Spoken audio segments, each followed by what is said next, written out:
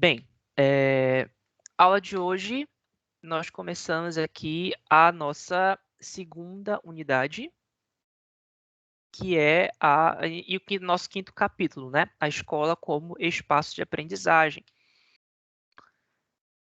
Já estamos aí na metade do nosso conteúdo programático. Ainda temos o mês de abril e o mês de maio para concluir nossas aulas. Então, ou seja, nós temos 8 semanas aí, em média, né, para concluir 3 capítulos da nossa apostila.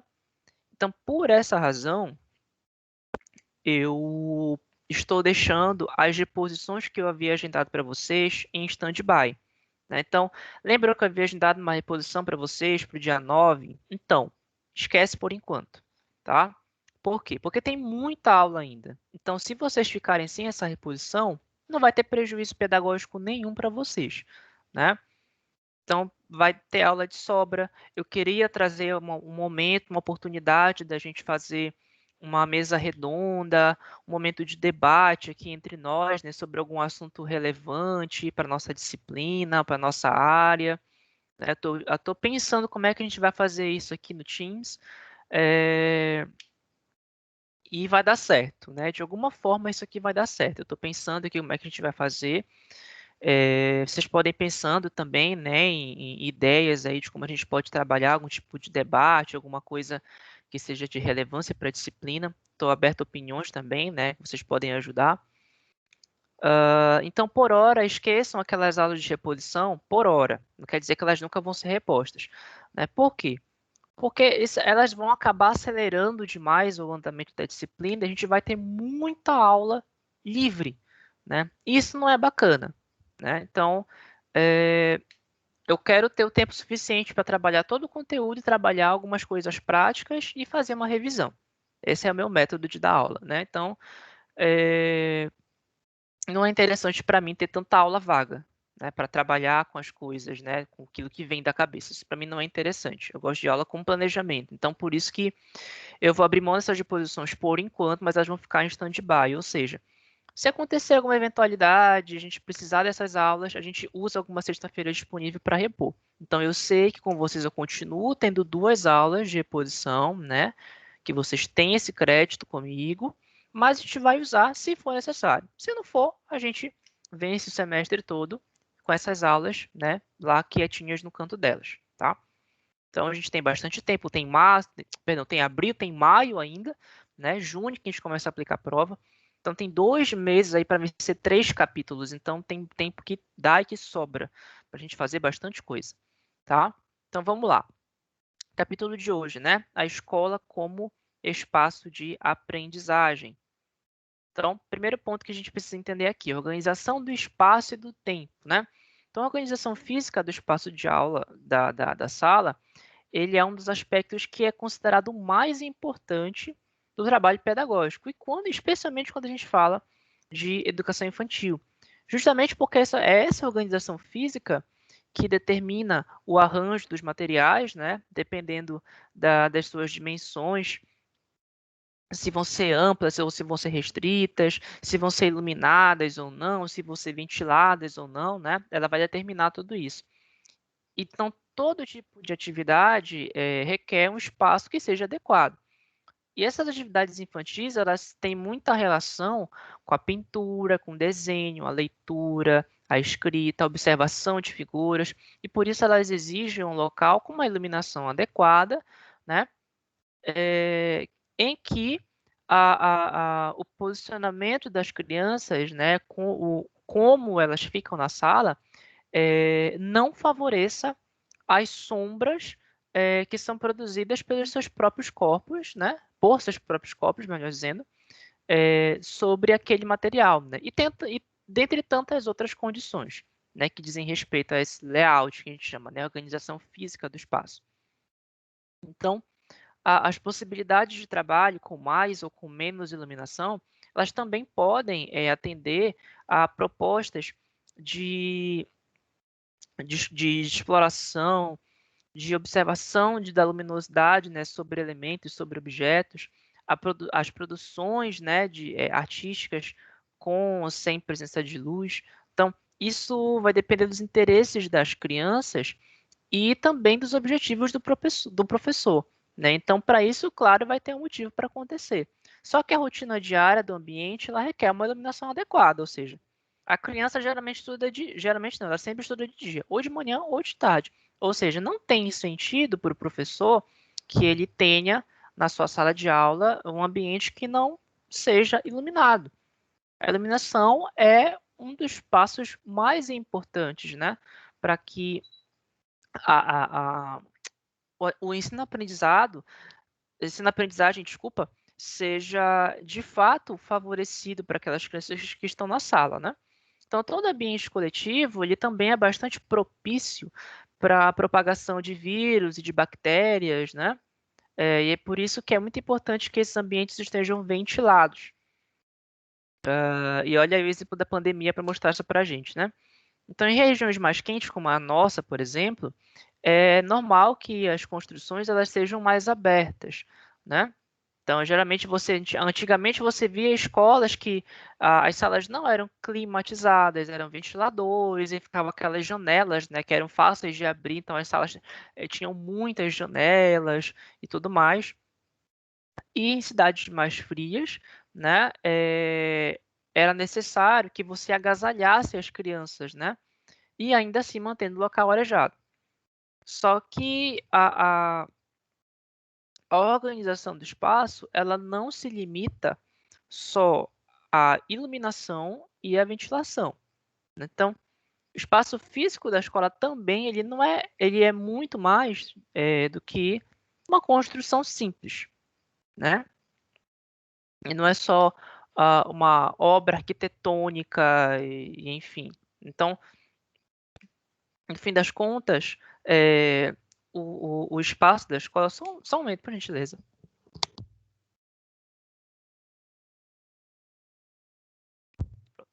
O ambiente da escola, ele tem que ser um ambiente que, pela sua própria organização, você consiga perceber o clima que se instaura dentro de um grupo. Então, se esse ambiente ele tiver muito ordenado, né, com mesas e cadeiras que fiquem ali, desculpa, numa simetria, né, muito bem organizadas e tudo mais, né, as crianças vão acabar interagindo muito pouco dentro desse espaço. Então, é um arranjo estabelecido pelo professor que vai permitir pouca ação das crianças, né? Então, existe uma linha que divide a organização, né, do ambiente. Isso do ponto de vista estético, ou seja, uma organização esteticamente perfeita, e o caos total desse ambiente, né? Com jogos, brinquedos espalhados por todos os lados, além de que isso pode causar acidente, né? Uma criança pode pisar sobre algum objeto, um carrinho, alguma coisa, cair no chão, né? Se bater, se machucar. Então, um ambiente que tenha a presença da ação infantil, ele nunca pode ser organizado demais. Ou seja, existe aquilo que a gente chama de linha tênue, né? Ou seja, o ambiente ele não pode ser organizado demais, porque ele não permite a interação, ele diminui as possibilidades de interação, assim como ele também não pode ser desorganizado demais. Justamente porque o caos, a desordem, a bagunça, né? As desordenanças, elas não fazem parte do ambiente pedagógico e também podem propiciar, né? Podem tornar muito propícios, podem dar uma propensão muito maior a acidentes, né? E com crianças isso é muito comum, porque a criança ela não tem tanta coordenação pedagógica quanto o adulto. Então, para essa criança se acidentar, é muito fácil. Então, basta alguma coisinha no chão, um objetozinho de nada, ela pisa, ela tropeça, ela cai. Dependendo do modo como ela cai, ela pode se machucar muito feio, né? E aí, a gente passa a observar que dentro das salas de aula, eu depois vou abrir essa oportunidade, eu espero que dê tempo, então vou só trazer aqui algumas questões aqui, mas a sala ela pode ser organizada em espaços temáticos, né, ou cantos temáticos, como eu coloquei aqui para vocês. Então, aqui a gente vai só ver alguns aqui desses cantos temáticos, e aí, se porventura algum de vocês, né, já trabalhou ou trabalha nessa área e quer compartilhar um pouco da sua experiência, né, de como se já viu, se trabalha com isso, né, com essa questão dos espaços temáticos, como faz na sua sala, como fazia, né, a gente vai deixar bem à vontade. Então, cantos temáticos, né? Primeiro tipo de canto temático, o canto temático do movimento, né? Esse espaço ele tem que propiciar à criança a exploração do corpo e também dos seus movimentos, né? O boliche, ioiô, bambolê, corda, pneu, né? Bolas, elástico, aqueles jogos de dardo ao alvo, amarelinha, né? Aquelas caixas grandes, né? Para que a criança entre e saia. Não sei se vocês conhecem, já viram aquelas casinhas pequenas, né, que são feitas de material de plástico, que a criança pode entrar ali e tudo mais. Então, são espaços que valorizam, né, o desenvolvimento da motricidade da criança por conta do movimento, né? Então, a criança se movimenta, ela movimenta o seu corpo e, com isso, ela também desenvolve a sua motricidade. Outro espaço é o espaço da música, né? No canto de música, você pode ter, né? Você pode organizar esse espaço com CDs, com um gravador, com um rádio, com instrumentos musicais, né? Com objetos sonoros, nem que seja uma pequena buzina, um sino, né? Um espaço musical, né? Você pode também colocar algumas sucatas, né? Variadas ali, que sejam propícias, apropriadas, né, para a construção de instrumentos de percussão, enfim, né, tem uma possibilidade muito grande, né. O canto de artes visuais, né, que é um canto, né, relacionado a que você pode colocar, que é por questão de linguagens plásticas, né, os papéis, as tintas, né, cola, tesoura. Lembrando, né, que tesoura para criança, igual a Eliana falava no seu programa, né, tesoura sem ponta, né? Então, tesoura é um objeto perigoso para uma criança que não tem coordenação motora suficiente, então você sempre tenha o cuidado de colocar tesouras que não tenham ponta, que tenham ponta arredondada, ou que elas tenham proteção de plástico nas suas pontas, né, para diminuir, né, essa chance de cortes, né. Aí pode ter revistas antigas, né, massa de modelar, né, argila, enfim, né. Tem para artes visuais fica bem óbvio que você pode colocar ali nesse tipo de espaço. Espaço da leitura, que é um dos espaços mais clássicos dentro da sala de aula, né, que é como se fosse uma mini biblioteca, né. Eu lembro que na minha sala de educação infantil, e olha que já tem uns 20 anos já disso, né, tinha ali uma espécie de biblioteca, era uma estantezinha e tinha vários tipos de livros, né? Tinha aqueles livros de contos, tinham as fábulas, né, as histórias infantis, tinham os gibis, eu gostava muito de ler gibi na época, e aqueles livrinhos educacionais, né, livrinho de tabuada, tinha bastante coisa, né? Revistinhas pequenas, né? Tinha até mesmo alguns livros que eram só de gravuras. E alguns espaços de leitura, inclusive, eles têm instalados, né, TV e DVD para você assistir algum filme, ouvir alguma história, né, sendo adequada para a criança, claro. O canto temático da natureza, né, que é um canto, geralmente onde a gente observa aquela pequena plantação, né? Geralmente ele é numa área externa da sala, ou numa área muito próxima de uma janela, de porta, enfim, nunca fica no meio ali, né? Dificilmente fica no meio. Então, essa área da natureza é onde a criança pode ter contato com algum tipo de inseto ou com plantas, né? Cuidar de uma horta, de alguns animais maiores, né? Desde que não sejam ofensivos, né, para essa criança.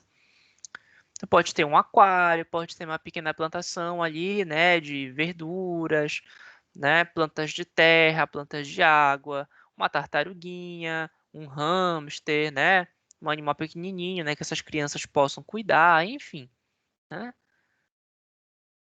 Os jogos de mesa, no canto temático de jogos de mesa, que trazem consigo já, principalmente conceitos matemáticos, né, mas aí tem a possibilidade de você explorar outros tipos de jogos. Aí, geralmente, né, tem aqueles dados, né, tem os tabuleiros, dama, xadrez, agora tem aqueles jogos modernos, né, tem quebra-cabeça, aí vem aqueles jogos modernos, né, imagem e ação, banco imobiliário, né, são jogos já que geralmente trazem a, a, a participação, a construção da convivência em grupo, né, dessas crianças. Temos também o canto temático da construção, né, que é um canto que pode ser feito também junto com o canto de jogos de mesa ou não, porque ele tem os seus brinquedos, os seus objetos, eles são, como o próprio nome sugere, né, são objetos de construção. Um exemplo muito comum desse tipo de canto temático é o Lego, né? Que são aquelas pecinhas coloridas que a criança encaixa e vai montando ali formas e figuras diferentes, né? Objetos diferentes. Aí tem ali aqueles carrinhos, né, de madeira que o trenzinho que você vai colocando um atrás do outro, né? Que eles vão se conectando entre si. E por fim, né, o canto temático de jogos simbólicos, né? E aí esse espaço ele pode ser montado, por exemplo, com espelho, com o tipo de maquiagem, não maquiagem, né, como de adulto, né? Não essa maquiagem pesada, como mulheres adultas usam, né? Mas uma maquiagem própria, com fantasias, né, para criança, tipo fantasia, sei lá, de desenhos, né, de personagens, né, de fábulas, enfim, né? E alguns objetos, né, tipo chapéu, bolsa, né, cordão, enfim, né? E esse espaço ele vai ser justamente para que a criança solte a imaginação dela, né? Ela vive outros papéis, ela inventa histórias, né, vivendo esses personagens que ela cria para si, né? Ela vive um mundo de faz de conta quando ela cria esses personagens, né, dentro desses espaços, certo? Deixa eu só abrir aqui o microfone de vocês. Aí, como eu falei, né, algum de vocês aqui trabalha ainda com essa área ou já trabalhou e já teve esse tipo de experiência, já montou esse tipo de espaço ou gerencia esse tipo de espaço, que quer compartilhar com a sua experiência, como é que faz? Alguém aqui já teve essa experiência e quer compartilhar com a gente?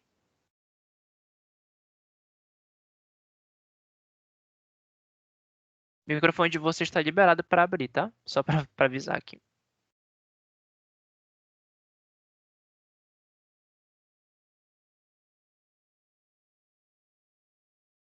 Ou até mesmo, de repente, se vocês veem o espaço que os próprios filhos de vocês, né, utilizam na sala, né, deles, onde eles estudam. Não sei se de repente seria o caso, né? Mas se algum de vocês quiser contribuir do que já viu ou do que já utilizou. Ninguém aqui trabalhou com educação infantil, nem viu, nem organizou esse tipo de espaço? Professor, Boa noite, tá me ouvindo? Boa noite, estou ouvindo. Bom, eu trabalho numa escola que tem, é como se fosse uma área grande, onde tem criações de animais. Tem, Hum, tem um jabutizinho, coelho, galinha da Angola, pato, ganso, peixes. E as crianças, elas se divertem muito. Eu percebo que na hora da tem um horário de interação lá com esses bichinhos, né, eles não vejam a hora de chegar o dia para eles irem para lá, porque para ter aquele momento e eles gostam muito, eles vêm super falantes, as crianças, eh, sendo menores ou maiorezinhas, elas falam muito e vêm falando como os bichinhos fazem, o que eles comem.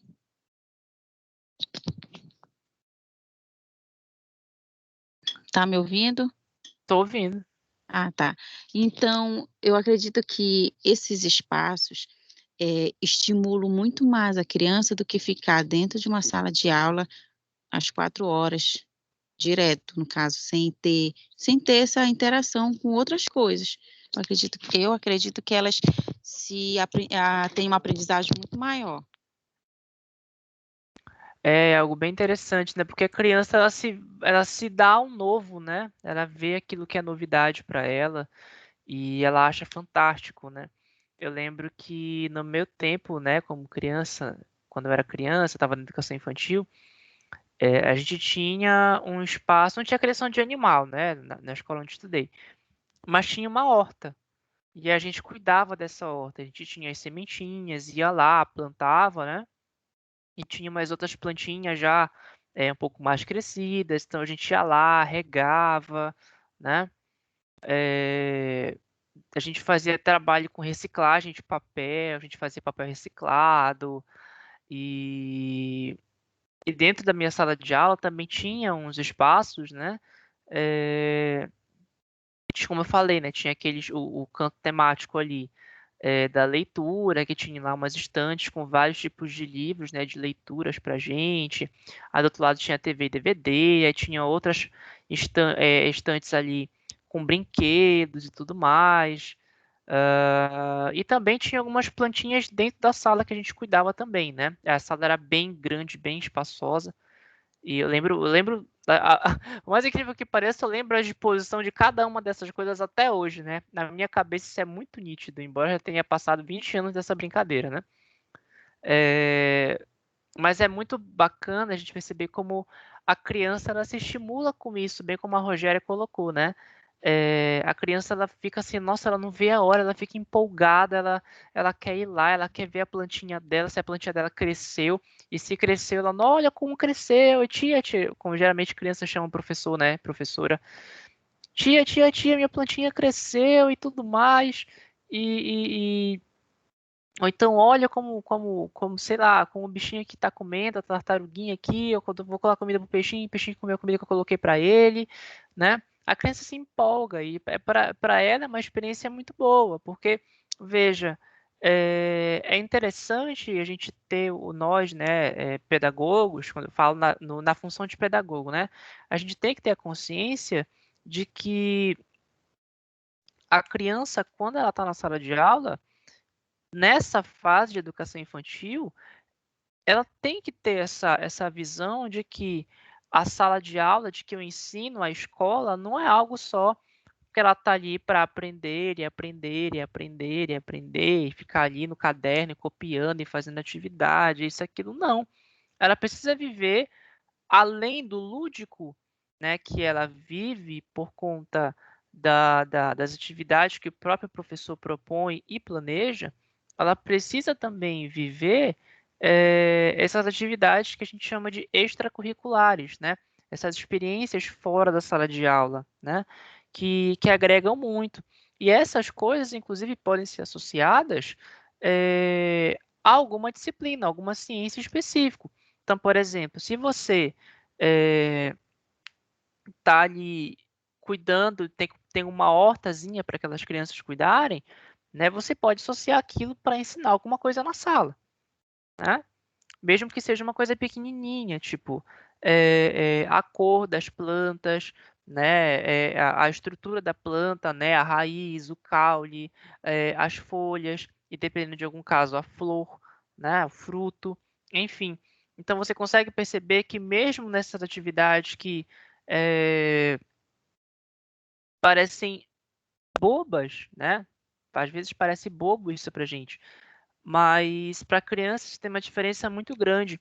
E o professor aquele que eu digo que tem que aproveitar essa oportunidade para aplicar algo fora do normal para essa criança. E quando eu falo fora do normal, não é algo extraordinário, mas é algo fora realmente daquilo que é comum que a criança vive na sala de aula, né?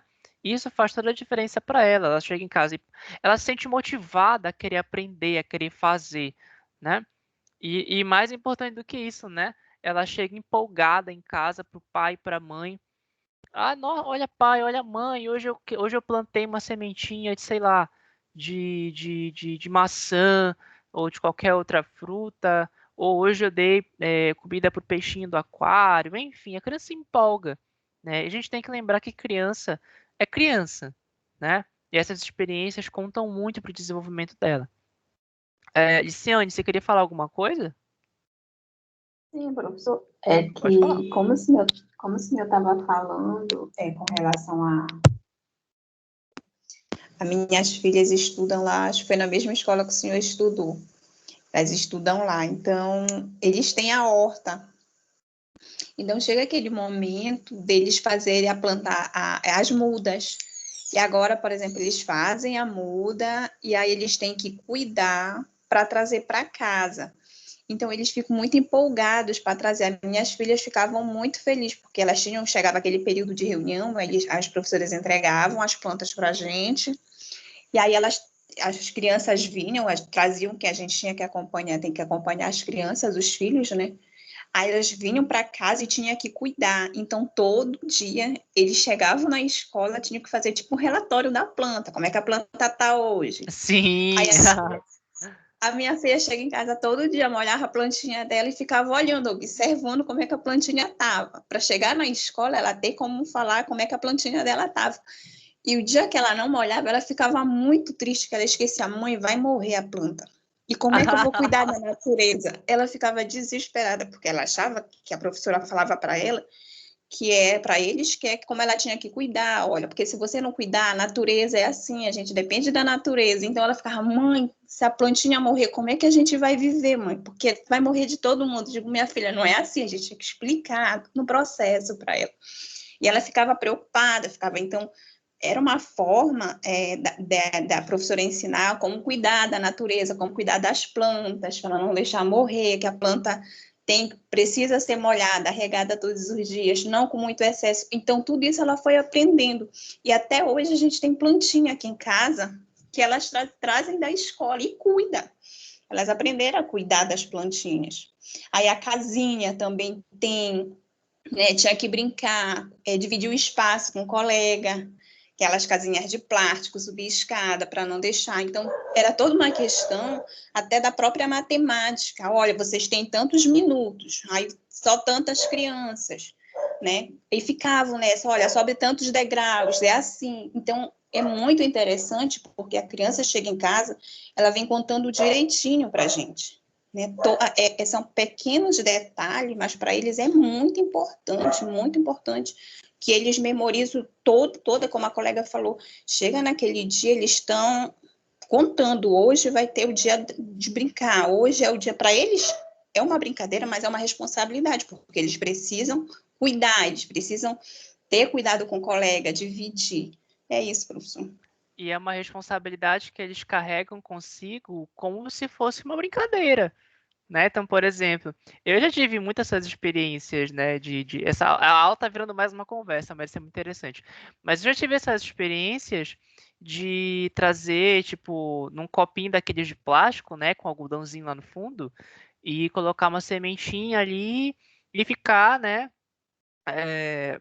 Molhando a sementinha e ver ali a plantinha germinando e crescendo, e tinha que fazer no relatório. Eu lembro que eu já fiz isso muitas vezes, né?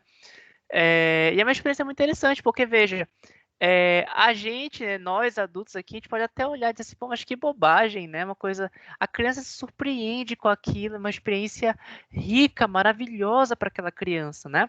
Mesmo que ela fique ali, mesmo que ela, como a Aliciane falou, né? A criança molha ali a plantinha e ela pode ficar debruçada ali o dia inteiro olhando aquela planta para ver se cresce, para ver o que acontece, para poder fazer relatório, explicar para a professora no dia seguinte. Ou seja, é uma responsabilidade que a criança carrega, mas com toda a inocência de uma criança, né?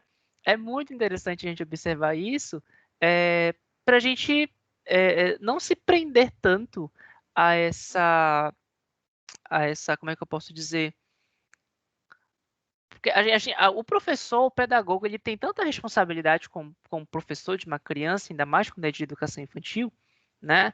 E às vezes a gente se prende muito nas responsabilidades e acaba esquecendo que esses pequenos detalhes, essas pequenas coisas, essas atividades que às vezes para a gente, para nós adultos, podem não representar, podem não ter tanto simbolismo, para uma criança faz toda a diferença. Faz toda a diferença, né? Então, às vezes a criança, ela ganha o dia dela às vezes com um elogio, né? Quando a professora, eu já vi isso muitas vezes, né?